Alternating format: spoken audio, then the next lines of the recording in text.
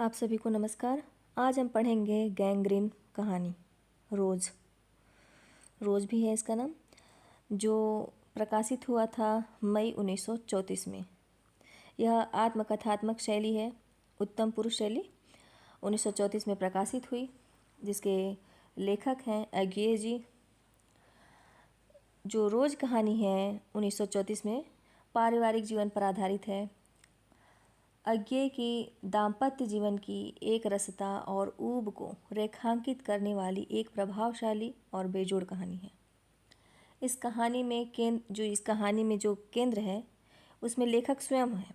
कथानायक लेखक स्वयं है और नायिका है मालती, और मालती के हस्बैंड हैं, इसमें पति हैं महेश्वर, और मालती का पुत्र है टीटी।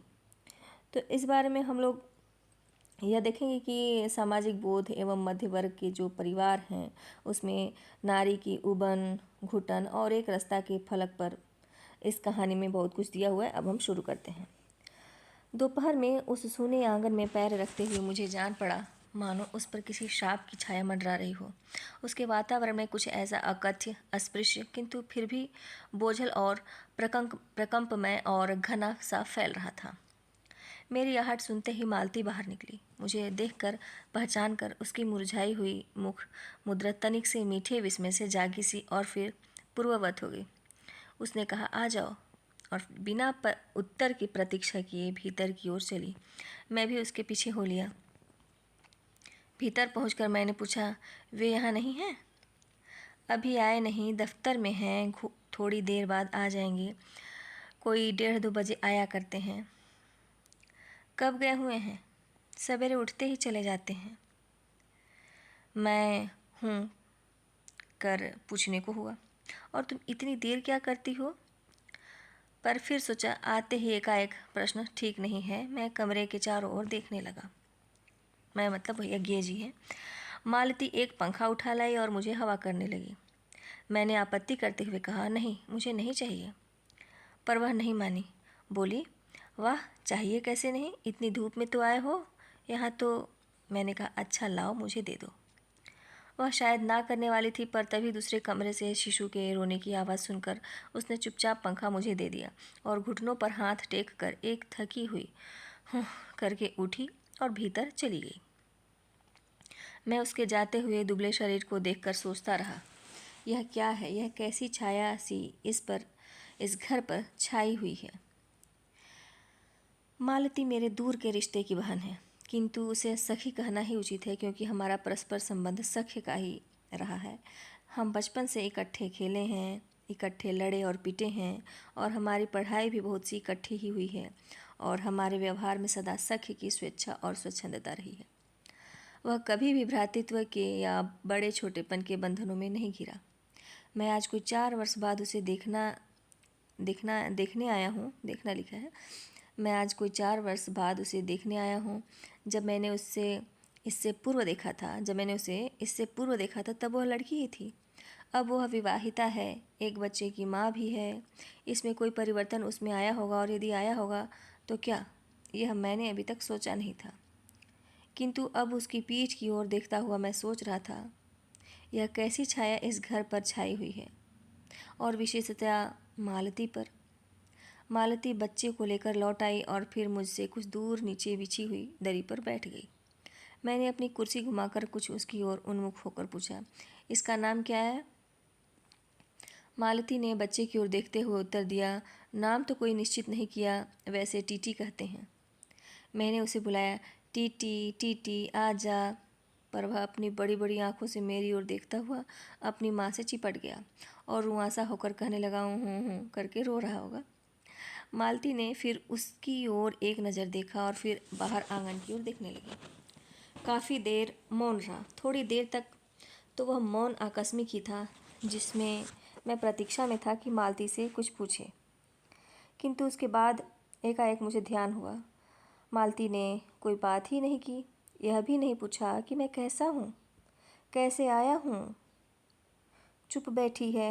क्या विवाह के 2 वर्ष में ही वह बीते दिन भूल गई, या अब मुझे दूर इस विशेष अंतर पर रखना चाहती है? क्योंकि वह निर्बाध स्वच्छंदता अब तो नहीं हो सकती, पर फिर भी ऐसा मौन जैसा अजनबी से भी नहीं होना चाहिए। मैंने कुछ खिन्न सा होकर दूसरी ओर देखते हुए कहा, जान पड़ता है तुम्हें मेरे आने से विशेष प्रसन्नता नहीं हुई। उसने एकाएक चौंक कर कहा, हूँ। यह हूँ प्रश्नसूचक था, किंतु इसलिए नहीं कि मालती ने मेरी बात नहीं सुनी थी, केवल विस्मय के कारण। इसलिए मैंने अपनी बात दोहराई नहीं, चुप बैठा रहा। मालती कुछ बोली ही नहीं। तब थोड़ी देर बाद मैंने उसकी ओर देखा। वह एकटक मेरी ओर देख रही थी, किंतु मेरे उधर उन्मुख होते ही उसने आंखें नीची कर ली।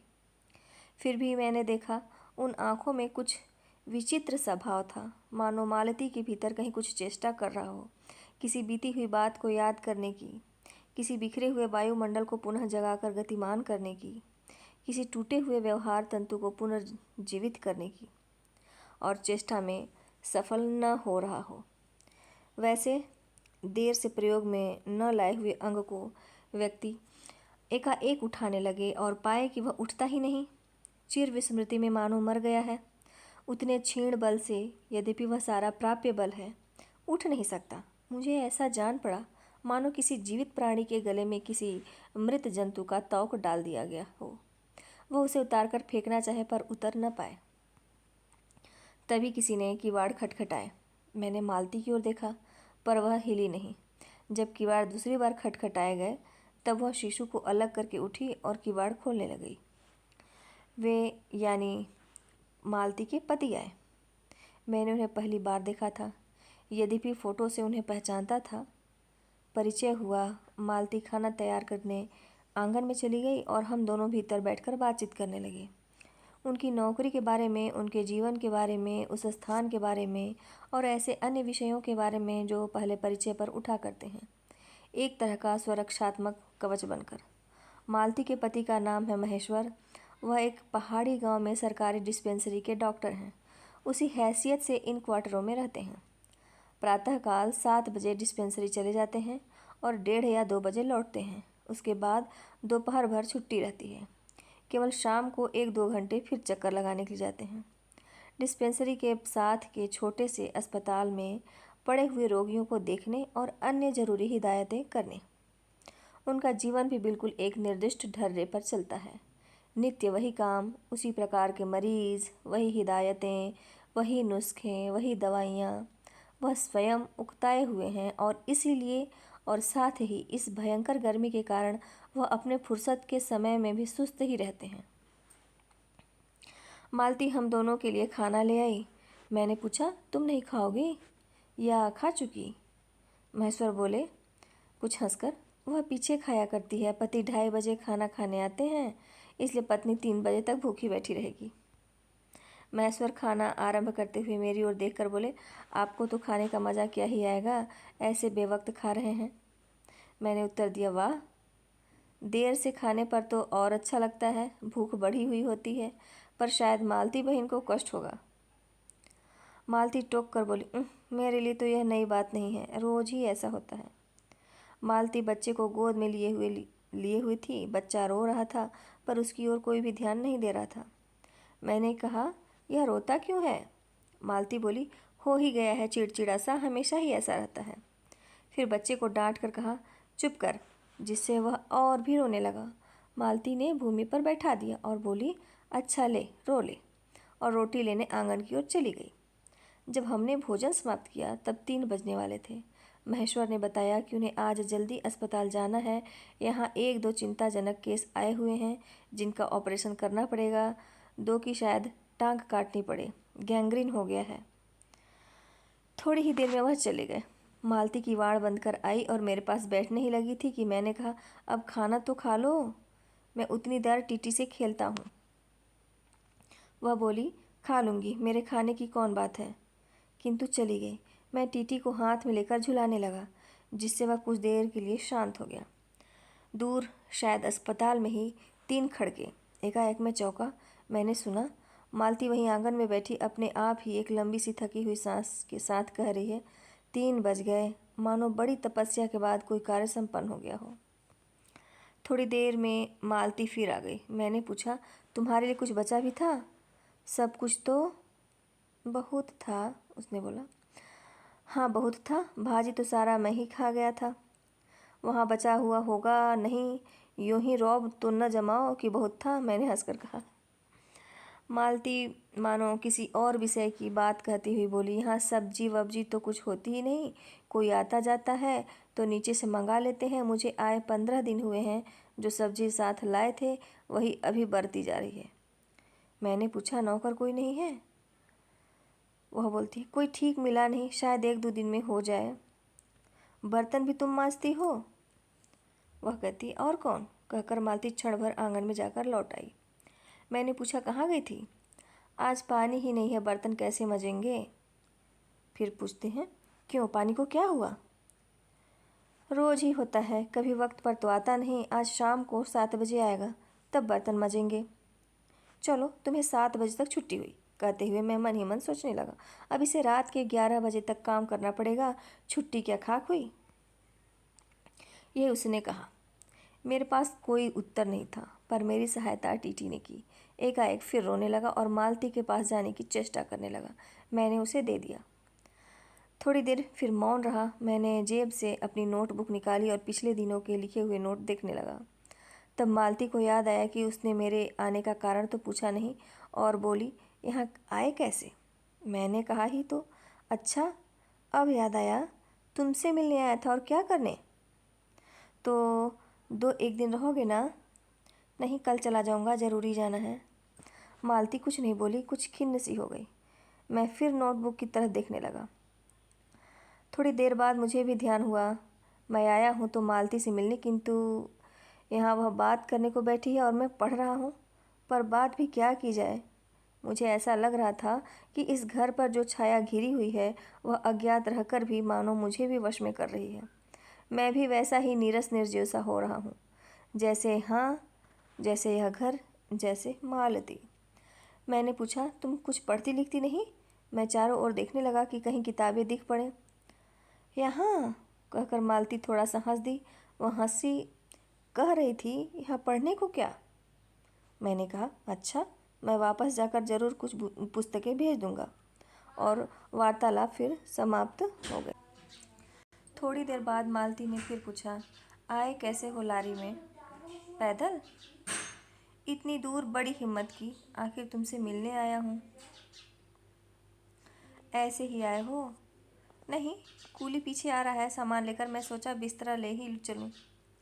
अच्छा किया, यहाँ तो बस। कहकर मालती चुप रह गई। फिर बोली, तब तुम थके होगे, लेट जाओ। नहीं, बिल्कुल नहीं थका। रहने भी दो, थके नहीं, भला थके हैं। और तुम क्या करोगी? मैं बर्तन मांज रही हूँ, पानी आएगा तो धुल जाएंगे। मैंने कहा, वाह, क्योंकि और कोई बात मुझे नहीं सूझी। थोड़ी देर में मालती उठी और चली गई, टीटी को साथ लेकर। तब मैं भी लेट गया और छत की ओर देखने लगा। मेरे विचारों के साथ आंगन में आते हुए बर्तनों के घिसने की खन खन ध्वनि मिलकर एक विचित्र एक स्वर उत्पन्न करने लगी, जिसके कारण मेरे अंग धीरे धीरे ढीले पड़ने लगा और मैं ऊँघने लगा।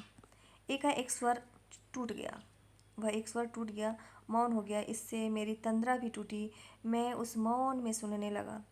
4 खड़क रहे थे और इसी का पहला घंटा सुनकर मालती रुक गई थी। वही 3 बजे वाली बात मैंने फिर देखी, अब की बार उग्र रूप में।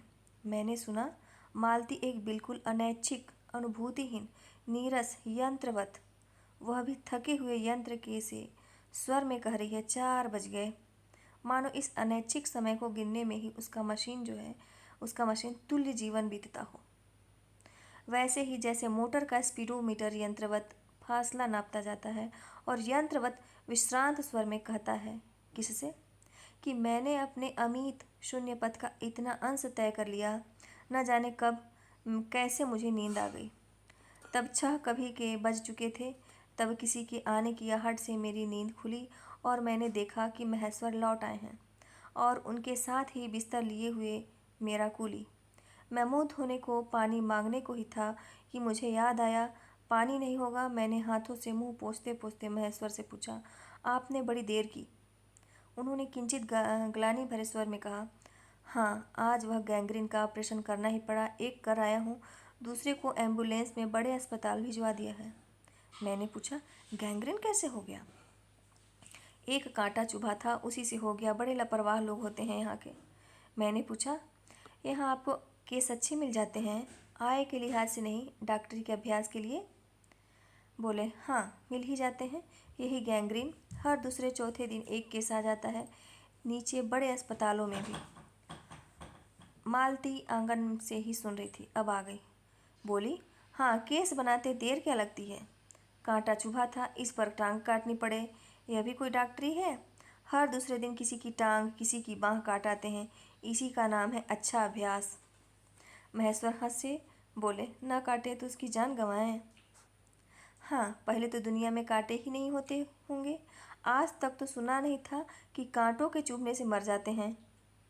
महेश्वर ने उत्तर नहीं दिया, मुस्कुरा दिए। मालती मेरी ओर देखकर बोली, ऐसे ही होते हैं डॉक्टर। सरकारी अस्पताल में न सरकारी अस्पताल में है ना, क्या परवाह है? मैं तो रोज़ ही ऐसी बातें सुनती हूँ। अब कोई मर मुर जाए तो ख्याल ही नहीं होता। पहले तो रात रात भर नींद नहीं आया करती थी। तभी आंगन में खुले हुए नल ने कहा, tip tip tip tip tip tip, पानी आने लगा था। मालती ने कहा, पानी, और उठकर चली गई। खनखनाहट से हमने जाना बर्तन धोए जाने लगे हैं। टीटी महेश्वर की टांगों के सहारे खड़ा मेरी ओर देख रहा था। अब एकाएक उन्हें छोड़कर मालती की ओर खिसकता हुआ चला। महेश्वर ने कहा, उधर मत जा, और उसे गोद में उठा लिया। वह मचलने और चिल्लाहट करके रोने लगा। महेश्वर बोले, अब रो रो कर सो जाएगा, तभी घर में चैन होगी। मैंने पूछा, आप लोग भीतर ही सोते हैं? गर्मी तो बहुत होती है।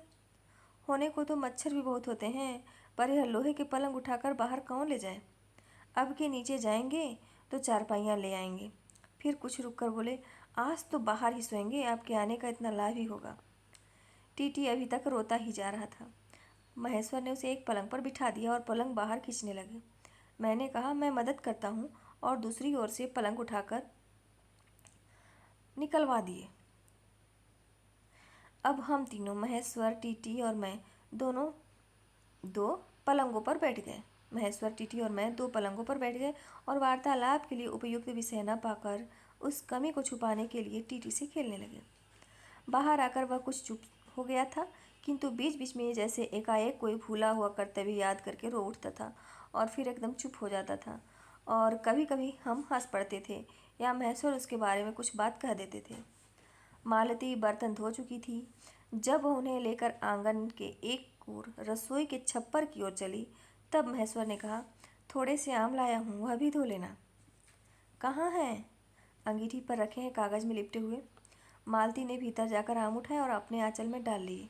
जिस कागज़ में वह लिपटे थे वह किसी पुराने अखबार का टुकड़ा था। मालती जो है, चलती चलती संध्या के उस क्षण प्रकाश में उसी को पढ़ती जा रही थी। वह नल के पास जाकर खड़ी उसे पढ़ती रही। जब दोनों ओर पढ़ चुकी, तब एक लंबी सांस लेकर उसे फेंक कर आम धोने लगी। मुझे एकाएक याद आया, बहुत दिनों की बात है, जब हम अभी स्कूल में भर्ती हुए ही थे। जब हम स्कूल में भर्ती हुए थे, जब हमारा सबसे बड़ा सुख, सबसे बड़ी विजय थी हाजिरी हो चुकने के बाद चोरी से क्लास से निकल भागना और स्कूल से कुछ दूरी पर आम के बगीचे में पेड़ों पर चढ़कर कच्ची आमियाँ तोड़ तोड़ कर खाना। मुझे याद आया, कभी जब मैं भाग आता और मालती नहीं आ पाती, तब मैं भी खिन्न मन करके लौट आया करता था। मालती कुछ नहीं पढ़ती थी, उसके माता पिता तंग थे। एक दिन उसके पिता ने उसे एक पुस्तक ला कर दी और कहा कि इसके 20 पेज रोज़ पढ़ा करो।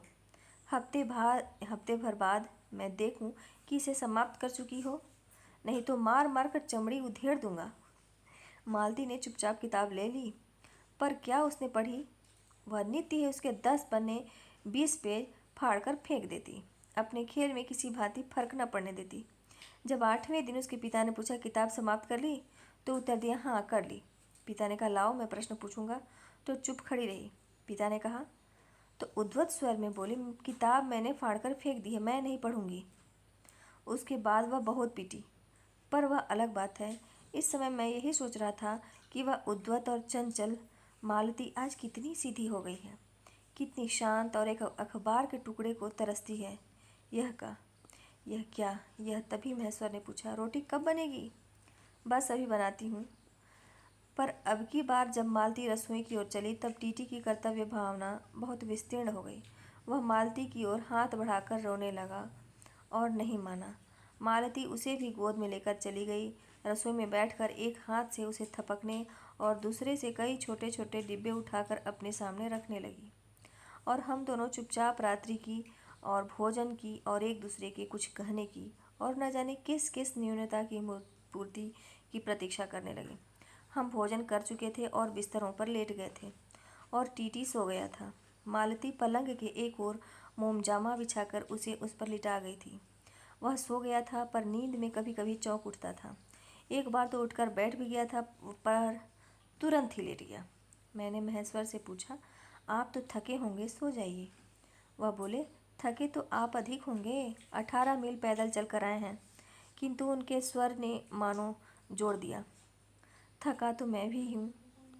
मैं चुप रहा। थोड़ी देर में किसी अपर संज्ञा ने मुझे बताया वह ऊँघ रहे हैं। तब लगभग 10:30 बजे थे। मालती भोजन कर रही थी। मैं थोड़ी देर मालती की ओर देखता रहा। वह किसी विचार में, यद्यपि बहुत गहरे विचार में नहीं, लीन हुई धीरे धीरे खाना खा रही थी। फिर मैं इधर उधर खिसक कर पर आराम से आकाश की ओर देखने लगा। पूर्णिमा थी, आकाश अनभ्र था।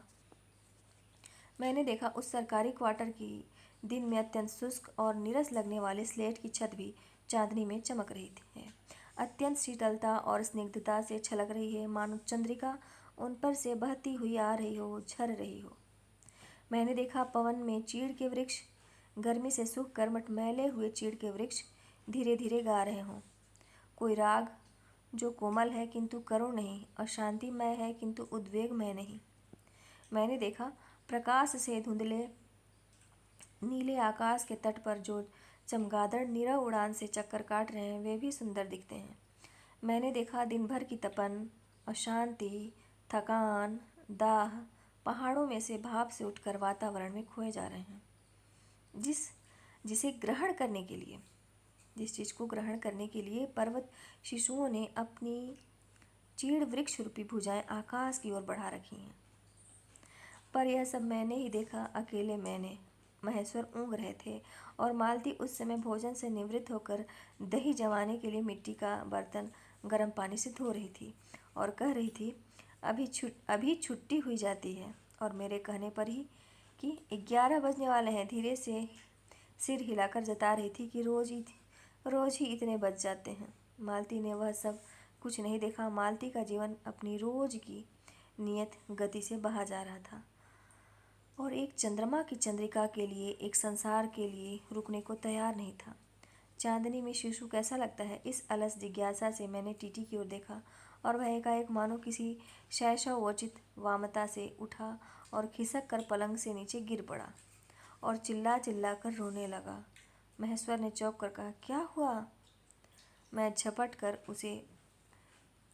जल्दी से उसे उठाने दौड़ा। मालती रसोई से बाहर निकल आई। मैंने उसे खट शब्द को याद करके धीरे से करुणा भरे स्वर में कहा, चोट बहुत लग गई बेचारे के। यह सब मानो एक ही क्षण में एक ही क्रिया की गति में सो गया। उसको चोट बहुत लग गई थी तो एक ही क्रिया में वह सो भी गया। मालती ने रोते हुए शिशु को मुझसे लेने के लिए हाथ आगे बढ़ाते हुए कहा, इसको चोटें तो लगती ही रहती हैं, रोज ही गिर पड़ता है। एक छोटे क्षण भर के लिए मैं स्तब्ध हो गया। फिर एकाएक मेरे मन ने, मेरे समूचे अस्तित्व ने विद्रोह के स्वर में कहा। मेरे मन न भीतर ही बाहर एक शब्द भी नहीं निकला। माँ, युवती माँ, यह तुम्हारे हृदय को क्या हो गया है जो तुम्हें अपने एकमात्र बच्चे के गिरने पर ऐसी बात कह सकती हो, और यह अभी जब तुम्हारा सारा जीवन तुम्हारे आगे है। और तब एकाएक मैंने जाना कि वह भावना मिथ्या नहीं है। मैंने देखा कि सचमुच उस कुटुंब में कोई गहरी भयंकर छाया घर कर गई है। उनके जीवन के इस पहले ही यौवन में घून की तरह लग गई है। उसका इतना अभिन्न अंग हो गई है कि वे उसे पहचानते ही नहीं, उसी की परिधि में घिरे हुए चले जा रहे हैं। इतना ही नहीं, मैंने उस छाया को देख भी लिया। इतनी देर में पूर्ववत शांति हो गई थी। महेश्वर फिर लेटकर ऊँघ रहे थे। टीटी मालती के लेटे हुए शरीर से चिपटकर चुप हो गया। यद्यपि अभी एक आध सिसकी उसके छोटे से शरीर को हिला देती थी। मैं भी अनुभव करने लगा था कि बिस्तर अच्छा सा लग रहा है मालती चुपचाप ऊपर आकाश में देख रही थी, किंतु क्या चंद्रिका को या तारों को? तभी 11 का घंटा बजा। मैंने अपनी भारी हो रही पलकें उठाकर अकस्मात किसी अस्पष्ट प्रतीक्षा से मालती की ओर देखा। 11 के पहले घंटे की खड़कन के साथ ही मालती की छाती एकाएक फफोले की भांति उठी और धीरे धीरे बैठने लगी, और घंटा ध्वनि के कंपन के साथ ही मुख हो जाने वाली आवाज में उसने कहा, 11 बज गए। गैंग्रीन कहानी समाप्त हुई। धन्यवाद।